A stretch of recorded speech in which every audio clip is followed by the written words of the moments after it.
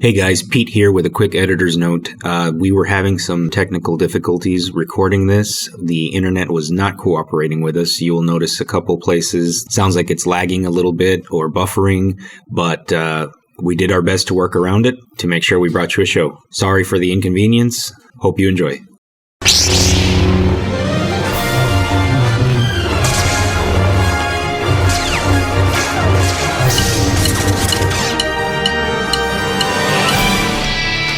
And now, broadcasting live from Lothal.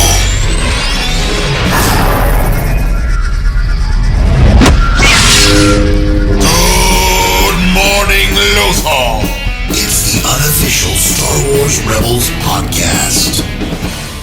Hello, everyone, and welcome back to Good Morning Lothal, the Unofficial Star Wars Rebels podcast. I'm Pete Salas, along with Rolando Zamora. What's going on, Rolly? Everything's good. Long time no see, man. I know. you say that facetiously, I get that. But Rolly's saying that because we just ran into each other at a child's birthday party this past weekend. And it's not like we don't see each other on the reg, but it's just kind of weird to see you in person versus on the Zoom link. You know what I mean? Yeah, I know we usually get together for the wrestling pay-per-views and such, but that was kind of a nice surprise. And it was funny because it was the day before we're going to record. So it was I know you were hesitant to ask me something. You're like, no, I'm just going to surprise you during our recording tomorrow. So I was like, okay. Yeah, well, we're gonna do it as we usually do it. We're gonna wing it. And before we get to that, while I have you guys at the top of the show, let me ask you guys to please remember to like, share, subscribe, and rate us. It's very important, and it also helps greatly, and Rolly and I very much appreciate it. Yeah, definitely. Okay, so before we get to this week's episode, Rolly, what's happening around the galaxy? Let's see what's happening this week in Star Wars. Okay, so big topic of discussion this week. Not that it hasn't been a big topic of discussion, but everybody that has seen episode 5 of Kenobi, I was blown away. So I'm ready to discuss. I know last week it was a little bit, I might not have been as hyped to discuss it, right? But I think this week for me was definitely a 180. So Pete, like I always have been every single episode, why don't you give me your thoughts first? Yes, I mean you summed it up pretty well. It was a complete 180 from the last one. Not that I thought the last one was all that bad. I mean, it was a little bit slower than the ones before, but this one, they came out in full force. And a lot of the things that we had talked about, it's like they were listening. It's kind of what you said yesterday when we saw each other.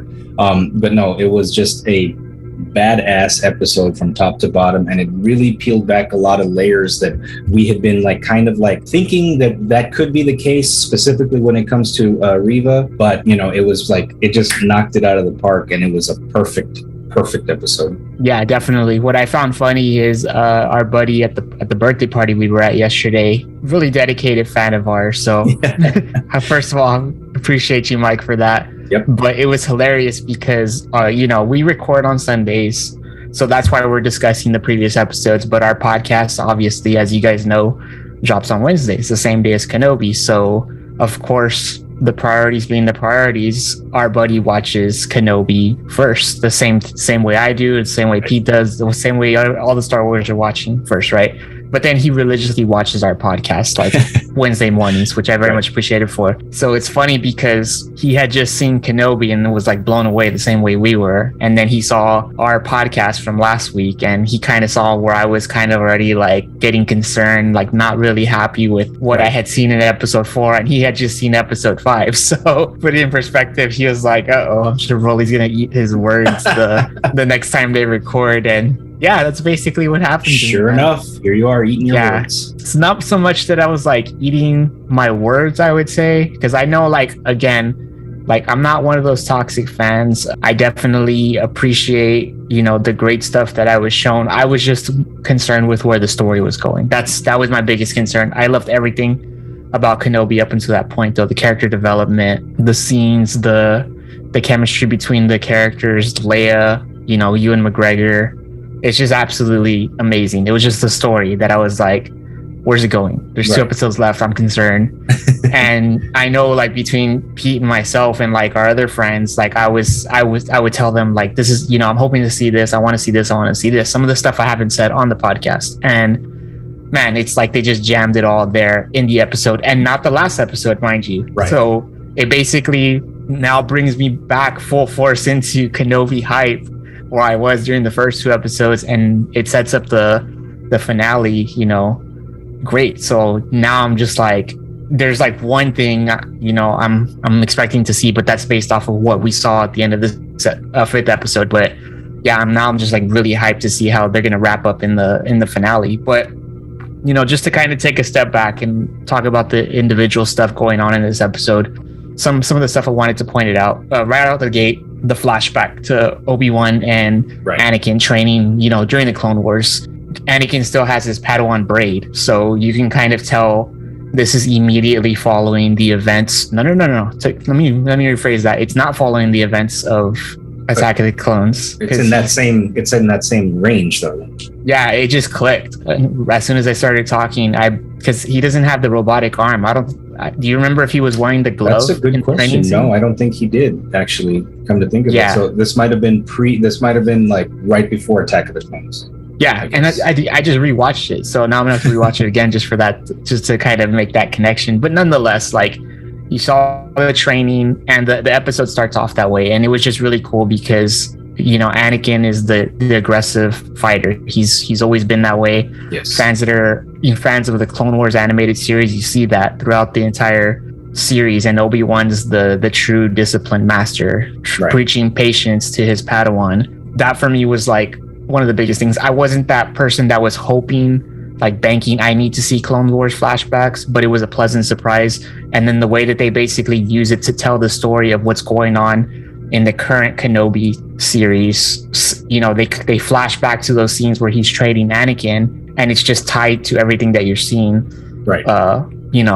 during this episode. So I thought it was amazing. And then a few other things that stood out for me was Riva's revelation. Yes, so of course. Yeah, the fact that Obi-Wan basically talks to her, and the question that I wanted answered since the first episode, or second episode rather, was how does Riva know that Vader is Anakin? Nobody is supposed to know that besides, the Emperor and any surviving Jedi that did know Anakin, in this case, Obi-Wan. So he questions her about it, or he basically finds out because you were there in the temple during Order 66. So they show up the flashback, and sure enough, it kind of confirms that. And I think that was kind of where people were leading after they showed a youngling in the very first episode. They're like, okay, maybe that is Riva.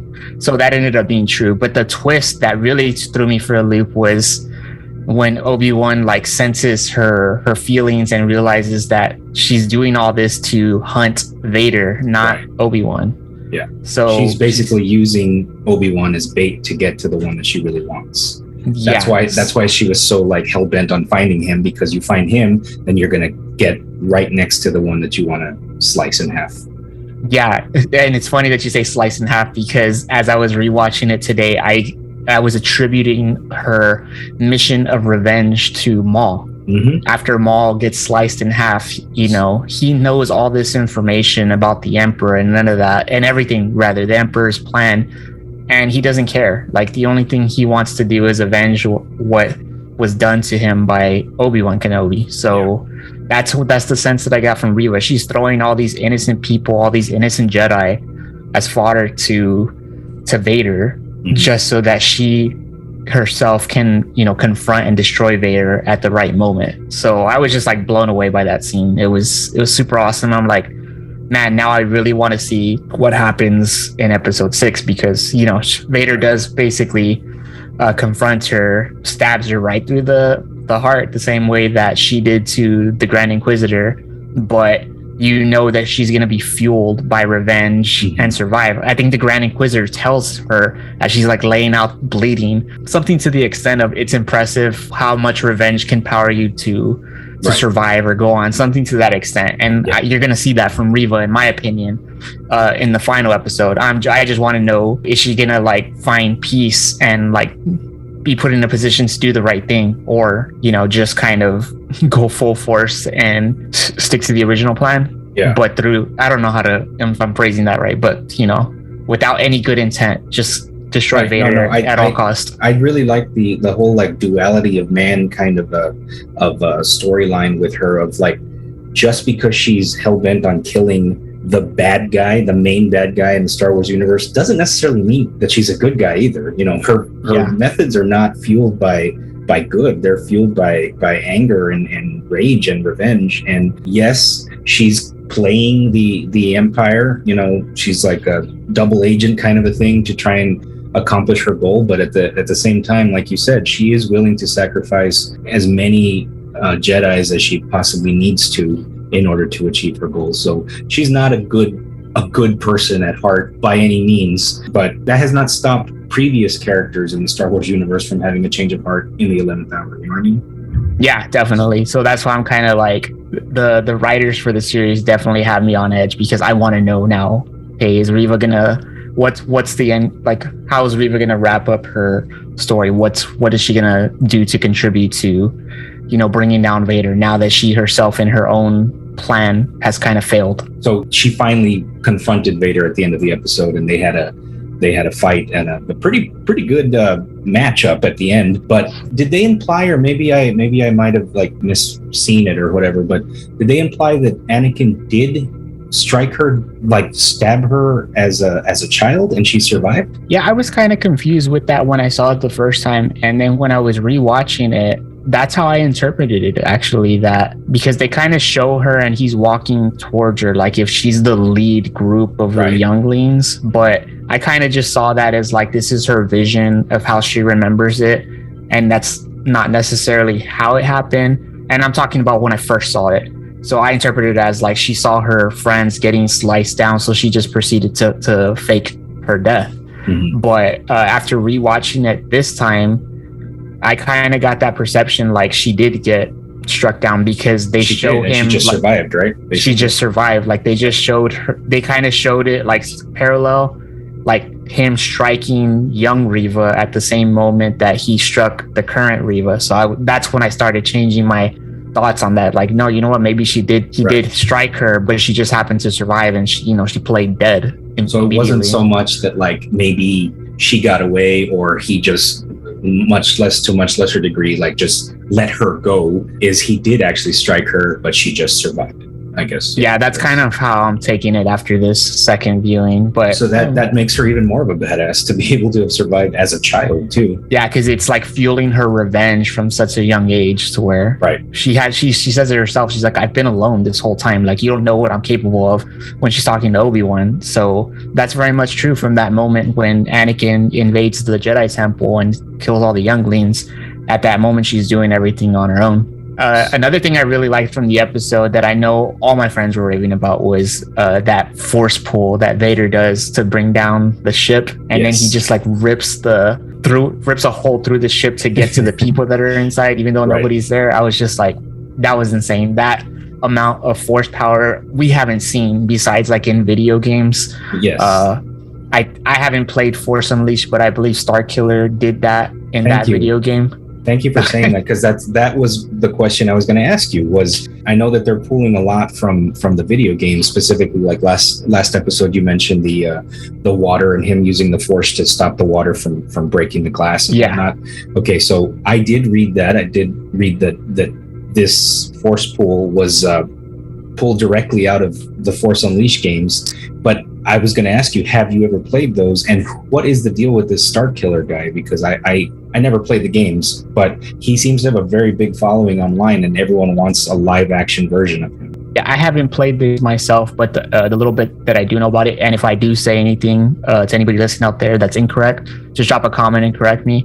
But if what I remember reading correctly is that this Starkiller ends up becoming the secret apprentice for Vader, in the sense that, in the rule of two, the apprentice always at some point has to overthrow the master. I believe that was the intent. Like, he was supposed to groom Starkiller as his apprentice once he was ready to overthrow the Emperor. But again, I haven't played. I do need to play it. A buddy of ours was playing it at the party, and it just like got released on the Switch, so I might do that. I need to further my Star Wars knowledge in every aspect that I can, and that I've never heard anybody speak bad about that game. So it's one that I definitely should play.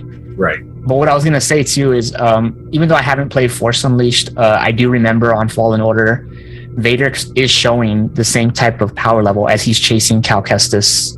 Cal Kestis is escaping the Inquisitor Fortress, and Vader's basically chasing you in the background as you're playing Cal Kestis, and you just see like these like parts of the base just coming down, like incredibly large chunks of the base, as and it's implying that Vader's doing all this with the Force. So that was what I had seen up until this. So when I saw this scene on Obi-Wan, I was just like, yep, he's gone full force, so to say. But and I was also reminded of the scene on Clone Wars season 7 where Maul's trying to get away and Ahsoka kind of uses the Force pull to almost stop the ship. Ultimately, she can't do it at the same level that Vader does it in this episode, but that's the same kind of power we see from Ahsoka, and I believe in Rey in The Rise of Skywalker. She's force pulling that ship back that she perceives that Chewbacca is on, and then that's when she ends up unleashing the Force lightning because she can't control it. But I think it was the same concept she was trying to force pull, but this is the first time we've seen it where it's actually successfully done. And who else would you expect it from besides Darth Vader? Of course. So yeah, that was a huge moment for me. And then of course the last huge moment, which leads into the finale, is when they show Luke and he's sleeping in his bed. And the lead up to that scene is basically the communication device that Obi-Wan has, where Bail Organa is trying to reach out to him to tell him, I haven't heard from you. You guys, I'm worried. I'm gonna do what's necessary and just go to Tatooine to protect the boy, which is Luke. So Riva, as she's laying there like pretty much dying, she finds that communication device that I forget the name of the actor left behind because Obi-Wan gave him the device. So she's listening to it and she kind of just hears some keywords like Tatooine, Owen, boy. So right away, she's gonna play some part in that season finale, or in that season series finale, whatever. And then they show Luke there at the end. So I know it's going to be something exciting that, now Luke's going to get pulled into the picture to some extent. So, okay, that also wasn't open-ended kind of an ending. What is her end game, would you say? Like, let's just make a prediction. Like, why even go after or go try to intercept Bail Organa and the boy? Like, if she's already been busted by Darth Vader and the Inquisitor that she is not who she says she is. So what is the point of going to go after Luke? The only thing I could possibly guess at this point, I didn't put a lot of thought into it, so unfortunately, I was just kind of like, yeah, I'll wait to see what happens and I'll just let myself be surprised. But maybe it's the same concept of how she needed to use Leia as bait.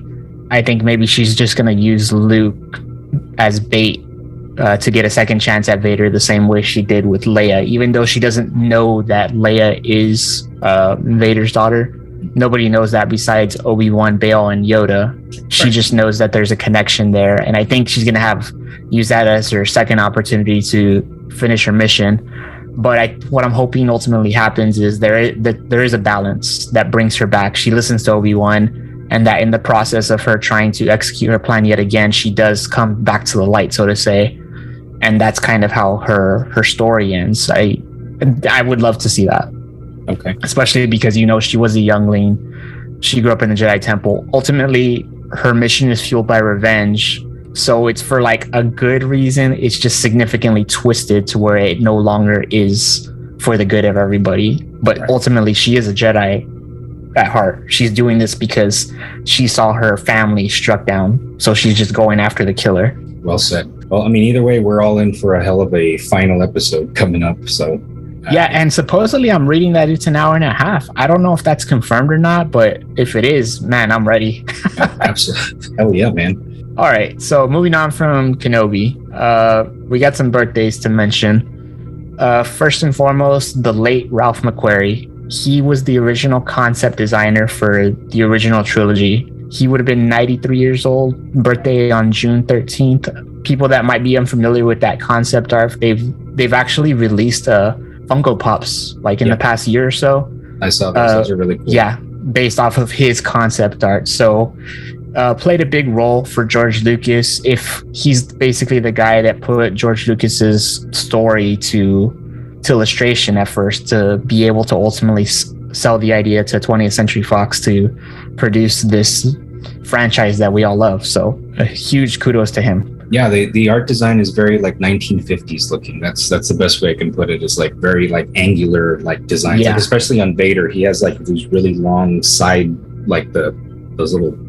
I don't know what they're called, the little things at the end of his mask. But yeah, I'll put some pictures up there. But yeah, I have always loved those designs by the late great Ralph McQuarrie. So Yeah, definitely. A couple other birthdays I want to mention. Deborah Chow birthday was on June 16th. If you're watching Kenobi, you might know who she is. She's the director of Kenobi, all 6 episodes that are dropping, and she got her start on Star Wars by I think she directed a couple episodes in The Mandalorian. She's 50 years old as of June 16th. And then we have Rick Famuyiwa, also a director on The Mandalorian. He is 51 years old as of June 18th. So happy birthday to all of them. What I wanted to mention too is, if you're familiar with the directors that all went in did work in The Mandalorian, Jon Favreau, Dave Filoni, Bryce Dallas Howard, Taika Waititi, I almost left him out. So I've mentioned this series before. There is a basically like a behind the scenes, they call it Behind the Magic of The Mandalorian season 1, and they do like a lot of like table discussions, and they're all involved, and you can definitely see why these were chosen to direct episodes. And like even in the case of Deborah Chow, was selected to direct a whole another series, and then Taika Waititi got a movie, and it's just from they do an episode or two, and you know they're just really setting a form to come for Star Wars. So it's really exciting to see their work, and right. You kind of get a really good perspective of what's going to happen in the future, and know that it's in good hands. Yeah, no doubt. And these are all like A-list directors too. So that's pretty cool that Star Wars is bringing in the big guns, so to speak, to direct. Yeah, absolutely. All right. So last week we had a segment. We ranked our favorite order of the original trilogy. So this week I want to do the prequel trilogy. How does that sound to you? Prequel trilogy. Okay. All right. Got it. Yeah. Okay. I'm ready. All right. So I don't know who went first last time. I did. So I guess I'll go this time. Yeah. All right. I'll take the lead. So I'm going to go backwards. 3, 2, 1, right? In my favorite order. So number 3, I'm going to have to say Attack of the Clones. What? Let me say the order first. Okay. Let me say the order first, and then I'll give my reasons why. Okay. So number 3, Attack of the Clones. Number 2, The Phantom Menace. And number 1, Revenge of the Sith. So just to kind of explain that, I'm going to start with The Phantom Menace at number 2. The Phantom Menace, in my book, it's real hard for me to say number 2 as opposed to number 1, because we talked about it last week. My memory, every time I watch that movie, I picture myself seeing brand new Star Wars in the theater for the first time. I always watch that film with that mentality. I can never like separate the two, I can't separate the feeling from watching that movie. So that one ranks really high, aside from Darth Maul being insanely awesome, Duel of the Fates being insanely awesome. Right. So, but I have to say Revenge of the Sith number 1, because it sets up, the fall of Anakin and the beginning of Vader. So despite the criticisms that these movies get with the dialogue, the story is great. And again, it sets up also, or rather, I'm such a huge fan of the Clone Wars that in that Clone Wars season 7, you get that arc where it integrates so perfectly well with Revenge of the Sith. So it just makes the film that much better. And not to neglect Attack of the Clones, but it's just a slower film. It's the love story. There's certain elements from the movie that I do like, but ultimately it's not one that I go back and rewatch very often, which is fun. You know what I will say though, Pete? I just thought of this as I was saying it. That episode in the Bad Batch where they show Kamino just like being completely emptied out before it gets destroyed. Yes. I will say that I'm not gonna lie, that when I saw that, it laying in bed at 5 a.m, because I was watching Bad Batch first thing in the morning before I went to work. Like I basically almost cried when I saw that scene. I remember you messaging me that day, and you were like, "Dude, wait till you see this one scene." And I'm like, "What?" And he's like, "You just wait."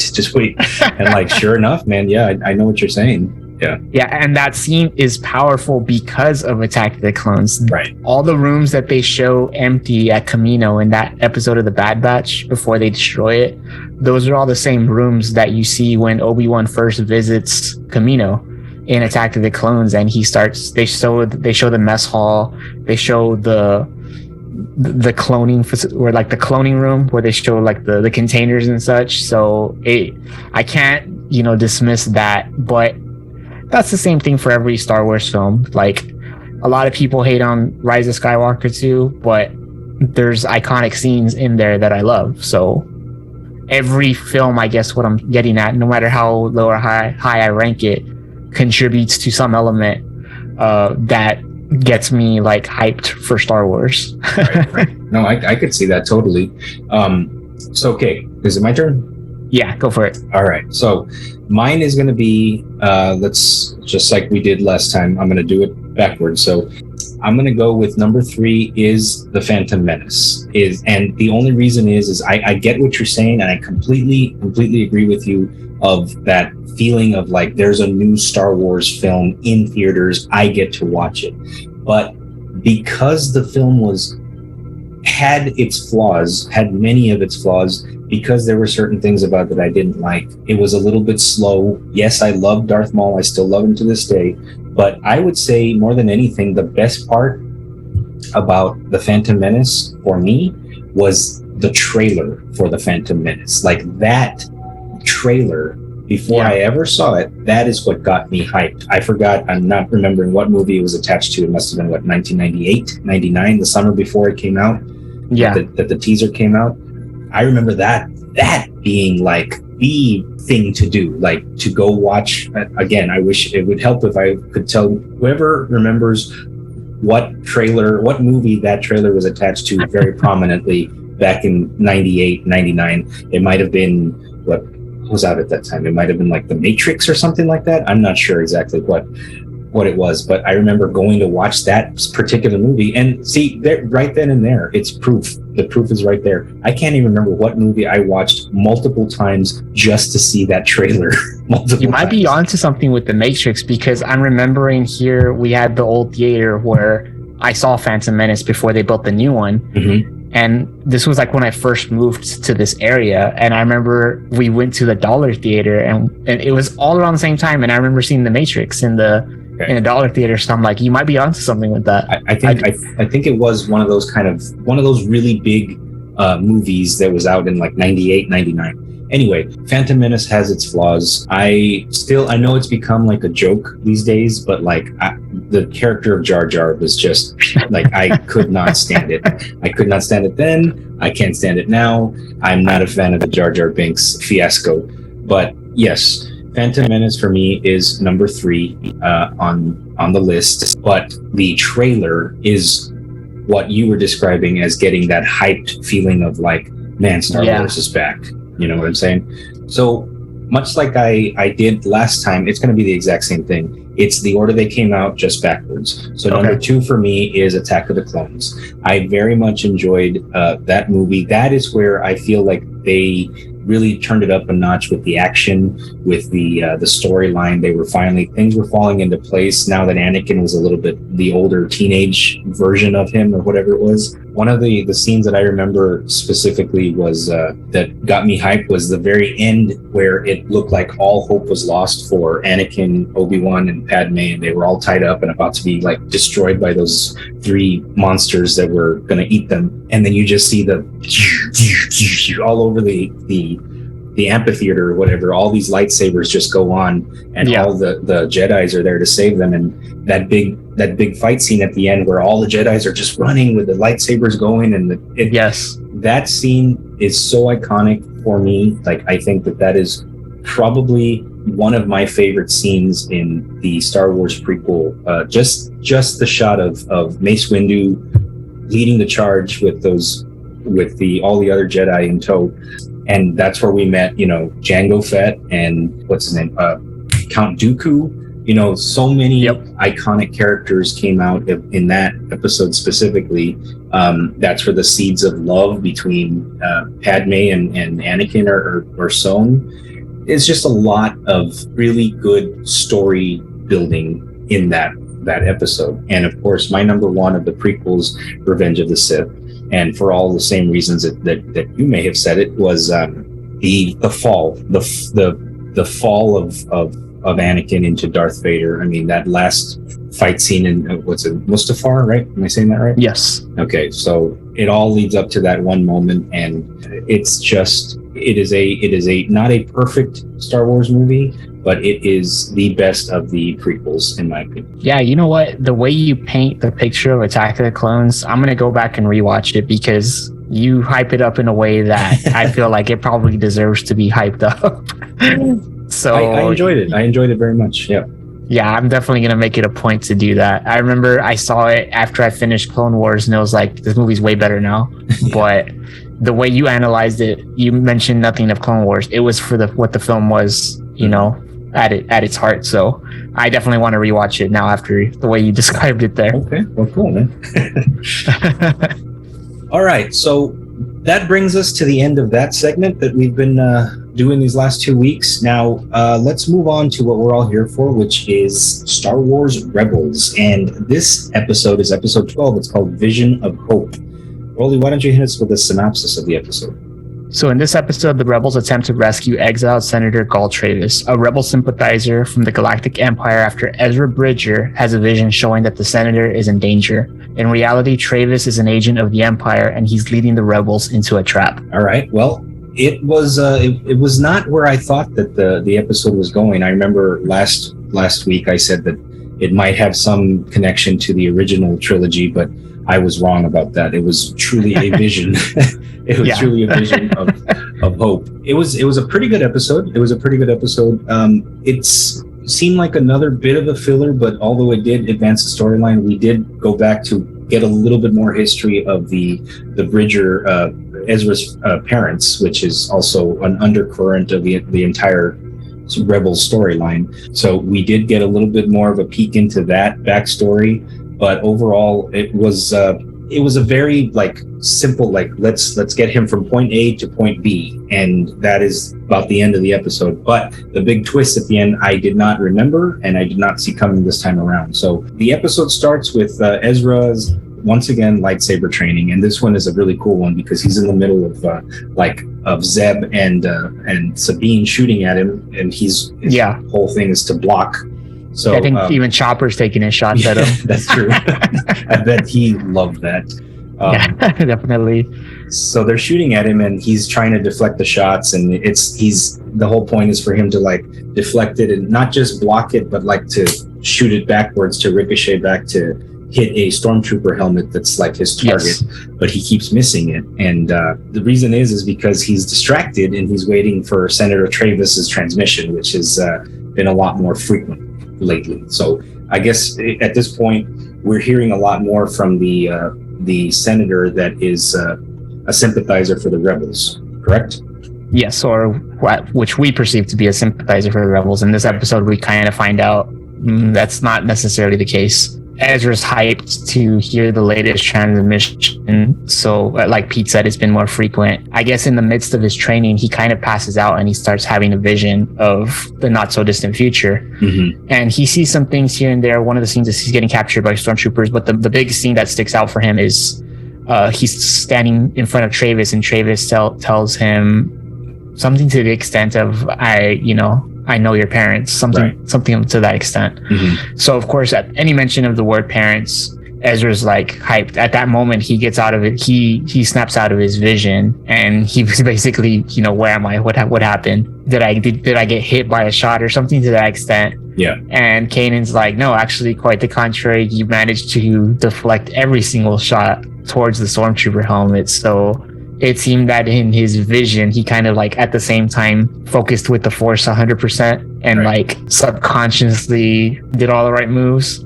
So at that moment, Hera yells to the team, "Hey, the transmission's in." So Ezra just bolts to the ship because he's so wanting to hear what the update is from Travis. They put the transmission on, and it's basically Travis he starts talking about how the Empire labels rebel cells as insurgents, and they use the term insurgent to label anyone who dares to defy their tyranny. And then he specifically says, such as some very, very courageous souls on Lothal. The sun may have set on the old republic, but a new freedom can be won. So when he says that, the team starts kind of talking about it like, hey, that's us. He's talking about us. And Hera specifically tells him, Fulcrum actually tells me that he leaves hidden codes in his transmissions. So they start trying to decipher the code, and basically they come to the realization that he's coming to Lothal next, and he'll be at the Old Republic Senate building, which Ezra, since he's from Lothal, seems to be pretty familiar with. So, of course, they're getting hyped, and the cautious one, usually cautious. In the last episode on the Idiots, right? He wasn't so cautious. So now he's got to backpedal a little bit. Yeah, turn up the caution. Yes, the person that's usually the most cautious one, Kanan, because he's a Jedi. He thinks it's a little bit too obvious, and he wants to have a backup plan just in case. It just seems too easy to Kanan, and of course, he ends up being right. But before we get there, when Kanan says this, Hera advises Ezra to go meet up with his contact at the Imperial facility there in Lothal to find out for sure. So on his way out, because Ezra's hyped, right? He wants to meet Travis. He wants to find out more about his vision. Kanan advises Ezra not to take his visions too literally, but Ezra kind of immediately cuts him off, telling him that he's never felt so certain about something in his life. And that's, of course, because his parents are involved. Right. So Ezra takes off, and he goes and meets up with an old friend of his from a previous episode when he was in the Imperial Academy. It's Zer Leonis, excuse me. He's the cadet that stayed behind because he wanted to find out more information about his missing sister. Right. Yeah, so they're talking, and apparently Leonis has access to more information now because he's been promoted like three times over as a cadet. So now everything that they were winning those challenges to try to get the opportunity to get information, he can just get it regularly now.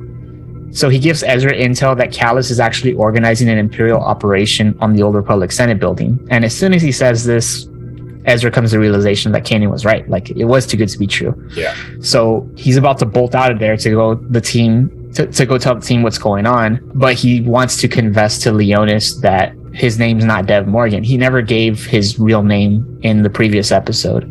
And right before he's about to tell him that he's Ezra and, he's part of a rebel cell, that's when some stormtroopers come in to confront him. And that's actually the very first vision he had when he went on his vision quest, so to say. Yeah, so Ezra flees and escapes to the Ghost. And during that time, they cut to a scene where Minister Tua, who we also haven't seen since like the second episode, she meets up with Agent Kallus, and she starts questioning his plan, like as to why he's trying to capture the rebels. It's not in line with what the Inquisitors are doing. And Kallus proceeds to explain to her, the Inquisitors have it wrong. The Inquisitors are after the Jedi, but if they just pursue the rebels as a whole, they're going to get their Jedi anyways. Right. So it's kind of right, which is strange because the Inquisitors are force sensitives. You think they might be smarter than what they are, but again, they're fueled by revenge, so they're blinded. Yeah, exactly. Or not fueled by revenge, but they're fueled by like a linear goal as opposed to looking at the bigger picture, which actually says a lot about Kallus. So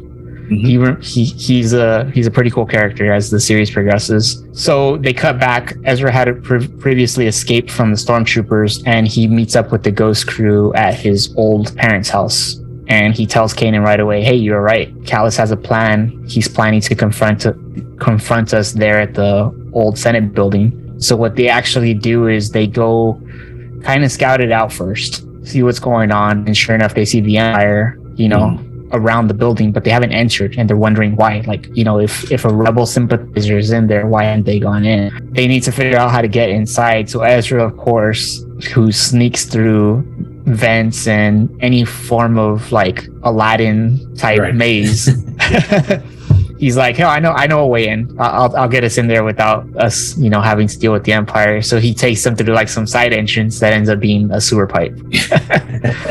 So they go down the sewer, and it's a funny moment here. And the reason I mention it is because there's a closure to this moment later.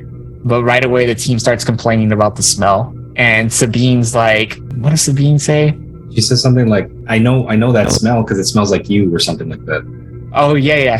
That's true. And then Ezra's like, wait, you know what I smell like? Like right away, he's like picking up on like, I'm going to take my entry there and try to flirt with her. So the team enters the meeting room to confront Travis, and he's kind of set up like to talk to an audience that's not there yet. Mm-hmm. So they run to him and they're like, hey, you got to get out of here. The Empire's on their way. And as soon as they say that, Callus proceeds to enter the room with troopers. And when Callus confronts them, it's Kanan, Ezra, and Hera. They had sent Sabine and Zeb Seppi to the top level to split up, just in case. They knew they were springing a trap, so they didn't all want to get caught at once. Right.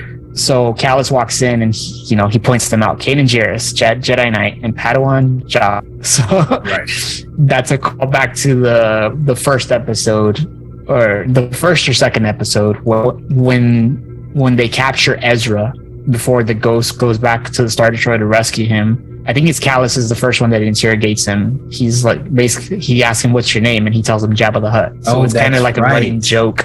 Okay. Yes. That makes sense now. Yeah, so I think this isn't going to be like the last time you hear about it. It's something that he always drops. And for me, it's always funny because whoever wrote it, whether it be Dave Filoni or somebody else, it's like they chose like the most non-obvious like character a person wouldn't be. And so he's always called himself Jabba. So when he points them out, Callus is like, well, where's the other two? Where's the Mandalorian girl and Lusat? So at that point, Zeb and Sabine appear in the rafters. They throw smoke grenades down to allow the team to escape. The team ends up escaping out of the room, and they actually go back down the sewer pipe, except now they have Travis. They're rescuing him. They're running down the pipe. Travis comes down real awkwardly, and he's like apologizing because he's old, like he can't keep up with them. Mm-hmm. As soon as that happens, stormtroopers begin firing on them, and Kanan orders Ezra to take Travis and Hera and get out of there. So at this point, they cut to Hera and Ezra, who are with Travis, getting him to safety. And they kind of enter this room where there's this large industrial fan that they can't get by without stopping. As they're trying to figure out how to get past it, Travis starts asking them like questions about their alliance, right? Just to get a size of it. And like, he just asks, can you believe that? Like, we're doing all this on our own. And that's when, as like the general audience, you can tell like, okay, if you didn't get it by now, he's asking very specific questions that kind of lead you to believe who he really says he. As Hera's gonna help Ezra, cut the power to the fan so they can cross, she intentionally hands Travis the gun and is like, watch our backs as we work. Mm-hmm. And of course, as soon as she hands him the gun, he pulls it on them and holds them at gunpoint and tells them, I work for the Empire. And he basically was working with the Empire to capture them. And then Ezra, of course, starts freaking out, like, how can you do this? Because Ezra was so high on Travis being a voice of freedom. And Travis tells him, no one has spoken against the Empire in Lothal since the Bridger transmissions. And at that point, it confirms to Travis that Ezra is actually the Bridger's son. As he's rambling, he goes on to tell him, your parents were very brave, but very foolish. And that part where it says your parents were very brave, that's actually the vision that Ezra saw. The part of the vision he didn't see is where he follows up and tells them, but they were also very foolish. So Travis proceeds to tell him, I'll tell you where they are now, boy, they're gone. And it confirms finally that Ezra's parents, they're not around. They're dead. And Hera kind of confirms that too, because she immediately proceeds to tell Travis that they're not gone. As long as we fight, all that they spoke out for lives on. So big revelation on what of a filler episode. We're getting a lot of closure in this episode on some stuff that we needed to know before. So in that moment, he's still holding the gun at them. Hera's like walking towards him, and he tells to stop. He's gonna shoot. So as soon as he pulls the trigger, the blaster doesn't discharge. So Hera knocks out Travis cold and then proceeds to explain to Ezra that she basically knew the whole time that he wasn't who he said he was because of all his actions and words that he was using during their escape. And as much as she wanted to believe in him too, the way Ezra did, she couldn't believe herself either that he was actually a traitor, unfortunately. So the team catches up as soon as that sequence is over. And Kanan proceeds to use the Force to stop the fan blades that they still need to get across. While he's doing that, Callus and the troopers show up to intercept them, but they're unfortunately too late, and the crew does manage to escape. So the crew gets back to the Ghost, and of course it's Ezra's reflecting on the day of the event, and he's just extremely disappointed in Travis, and he says that he can't believe that he couldn't sense it. And he tells Kanan, you always say I should trust the Force. I thought that's what I was doing. And then, of course, the smarter Kanan tells him that his emotions are clouded by the vision. It takes training and discipline to see things clearly. Visions are hard to interpret. They're basically impossible to interpret. And Ezra proceeds to ask Kanan what his last vision was, and Kanan, like a smartass, tells him, I saw this bratty kid that constantly caused me trouble. And Ezra's like, that vision didn't play out the way you thought it would either, right? He's like, nope, not at all. But that was for a good thing. Right. So the episode kind of ends. Ezra kind of walks outside the ghost a little bit more to continue to reflect, and Hera kind of sympathizes with them. And she tells him, I wanted to believe in Travis as much as you did. And Ezra's like, well, what's wrong with us? And Hera's like, the difference is that we have hope that things can get better, and they will. So then that's what kind of like ties together. The name of the episode was Ezra had a vision, and based on what Hera said at the end, that's what sets the Ghost crew apart from most everybody else, is that they have hope. And that's all you need sometimes. Hope is the most important thing. Yeah, definitely. So that brings us to the end of the episode. So overall, what did you think? I guess it was a filler episode, but I was surprised there was questions answered to close story points from earlier that you had asked me in previous episodes, do they ever say this? And I didn't remember. Mm-hmm. And sure enough, I guess I don't remember them because they put them in episodes like this that are kind of like the non-iconic Rebels episodes, but you can see why they're important nonetheless. Right. So I thought it was good. Yeah, I enjoyed it too. So the next episode is called Call to Action. What do you think is going to happen on that one? I think based off of like the conclusions of what happened with Travis in this one, now that they're literally a call to action to to start getting the larger Rebel Alliance going. Like, we're just a small cell. Like, what's the bigger picture here? Right, exactly. So I guess we shall see that next week. But before we get to next week, let's close up this episode of Good Morning Lothal, the unofficial Star Wars Rebels podcast. And once again, I want to remind you guys to like, share, and subscribe. It's very important. It's very helpful. And also, if you have any questions, comments, or suggestions, also, please drop us a message. And you can find us on any of the social media platforms that we have. We have an Instagram, and we have Facebook and whatnot. Also on all the normal podcast sites, podcasting, streaming platforms, whatever you want to call it. We're on all of them. Just search for Good Morning Lothal. So before we let them go, anything else rolling? I guess our next episode is going to drop with the finale of Kenobi, so give us a week to follow up on our analysis from that. Right. But yeah, I'm hyped to see it. I'm sure everybody else is. But tune in next week so that we can, discuss the finale and everything, aside from the next episode of Rebels. Exactly. Okay, so on that note, this has been Pete Salas along with Rolando Zamora, saying, may the Force be with you always. Goodbye from Lothal.